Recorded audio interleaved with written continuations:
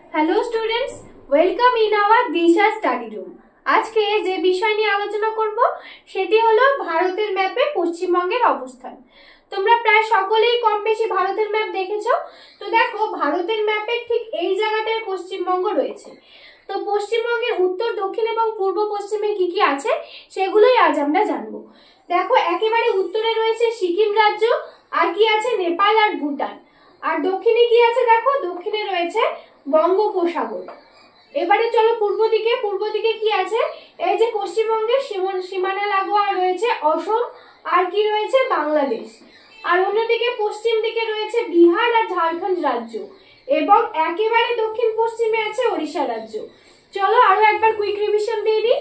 পশ্চিমবঙ্গের উত্তরে রয়েছে সিকিম, নেপাল আর ভুটান, আর দক্ষিণে রয়েছে বঙ্গোপসাগর, পূর্ব দিকে আসাম, বাংলাদেশ, এবং পশ্চিম দিকে রয়েছে বিহার, ঝাড়খণ্ড, আর দক্ষিণ পশ্চিমে রয়েছে ওড়িশা রাজ্য। আশা করি ভিডিওটি